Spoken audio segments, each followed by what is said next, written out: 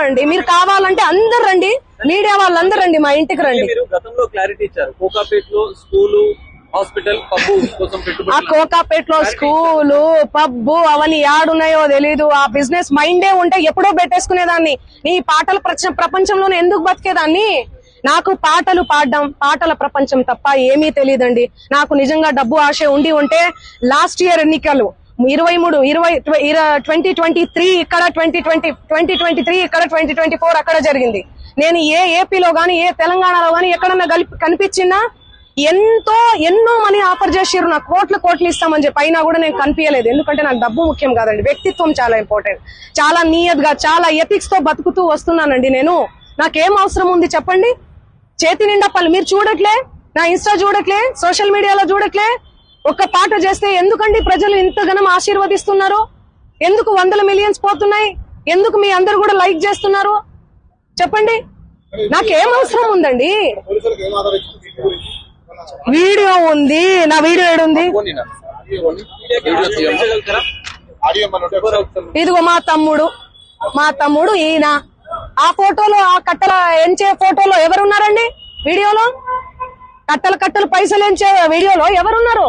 ఈ ముఖం ఉందా? సంబంధం లేని విషయం, మాకు సంబంధం లేని విషయం తెచ్చి మా మీద ఎందుకు రుద్దుతున్నారు అనేది నాకు అర్థం కావట్లేదు. సెన్సిటివ్ మ్యాటర్ అండి ఇది. కొంచెం ఆచి తూచి వెరిఫికేషన్ చేసుకొని మీరు వేయాలి మీడియాలో, సోషల్ మీడియాలో గానీ మీడియాలో గానీ. దయచేసి చెప్తున్నా, నేను మళ్ళీ చెప్తున్నా, తనది గిన నాది గిన ఇందులో ఇన్వాల్వ్మెంట్ ఉంది అంటే మీరు ఎక్కడికన్నా రమ్మని చెప్పండి, నేను సిద్ధం.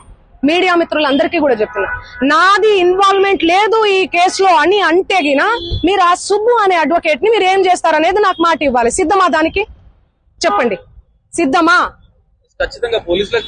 చెప్పండి. మీరు ఇంతగనం నన్ను క్షోభ పెట్టాడు కదా, ఇంతగనం నన్ను హరాస్ చేస్తున్నారు కదా, ఎక్కడ చూడు మంగ్లీ. మంచి విషయాలు ఎక్కడా స్క్రోల్ చేయరు. ఈ విషయాలు, ఈ నెగటివిటీని ఎందుకు ఇంత సెన్సేషనల్? మీరు మీడియాను అస్సలు తప్పు పట్టలే నేను.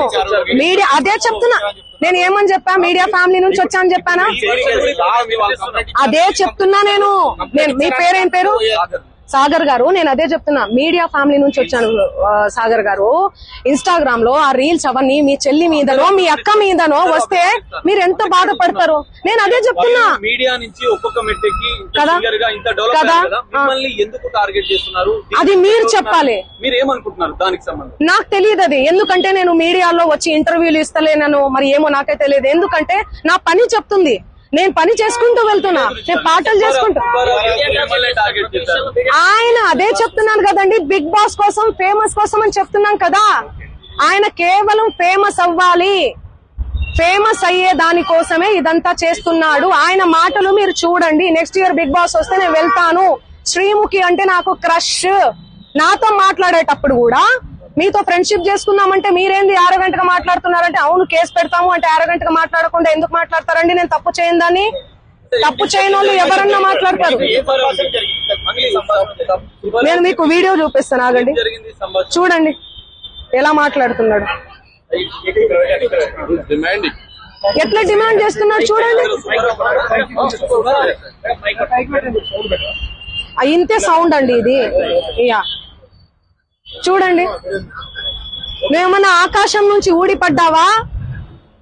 నడుమంత్రపు సిరి ఇదంతా ఇంత వల్గర్ లాంగ్వేజా? ఇంత సోకులు ఎందుకు పడతారు మీరు? ఎలా వస్తానండి? నేను అదే చెప్తున్నా, పనులు ఉన్నాయండి, నాకు ప్రోగ్రామ్స్ ఉన్నాయి. కర్ణాటకకు పోయినాను నిన్ననే. నేను శ్రీదత్త యూనివర్సిటీలో కాలేజ్ లో ప్రోగ్రామ్ కూడా చేశాను. మీరు చూడండి నా అప్డేట్స్ దయచేసి చూడండి. ఇన్స్టాలో నేను పోస్ట్ కూడా పెట్టడం జరిగింది. దీనికి నాకు ఏ సంబంధం లేదు. బాధితులకు దయచేసి పోలీస్ శాఖ వారు న్యాయం చేయండి. నేను బాధితుల డెఫినెట్లీ ఖచ్చితంగా ఉంటా నేను బాధితులకు. ఎట్లా ఫైట్ చేయబోతున్నాము? లీగల్ గా వెళ్తున్నామండి మేమంతా. మా లాయర్ గారు మాట్లాడతారు. నేను ఇప్పటి వరకు మాట్లాడాను కదా, మాట్లాడండి లాయర్ గారు.